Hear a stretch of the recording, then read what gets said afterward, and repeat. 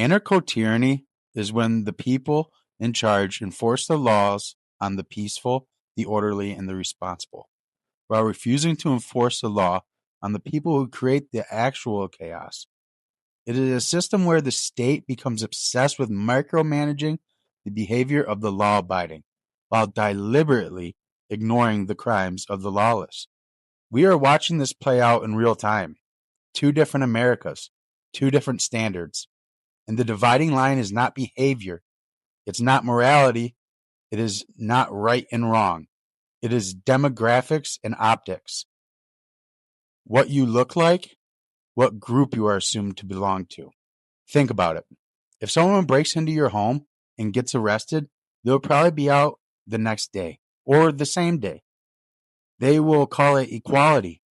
They will call it a restorative justice.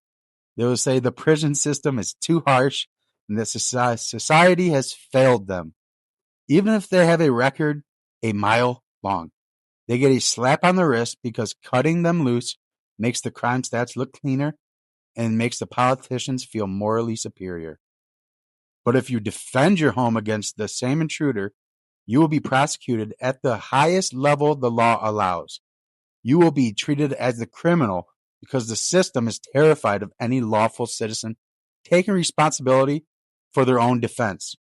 You are an example they want to crush. The message is simple. Do not protect yourself. Only the state can decide when force is allowed, and the state almost never decides that in your favor.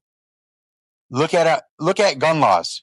You post a video with a firearm that has a slight modification, and the ATF will be kicking down your door and shooting your dog, treating you like a domestic terrorist because you followed the rules, except for one technicality on a piece of plastic or metal. Meanwhile, gang members post their fully automatic Glock switches on Instagram stories, in music videos on X everywhere. They show their faces. They name their sets. They're standing on the street corner they belong to. They're pointing their weapons at the camera, and nothing happens. No raids, no arrests, no investigation. Total silence. Why? Because charging them would increase crime numbers. Politicians want to keep low because holding them accountable would be labeled unfair or discriminatory, because the system wants to avoid any confrontation with people who actually ignore the law. So instead, they go after the people who follow the law, the people who registered their firearms, the people who are trying to defend their rights. This is anarcho-tyranny. Softness towards criminals, hardness towards citizens. The appearance of justice without the reality of it. The ruling class lets chaos grow because chaos gives them power.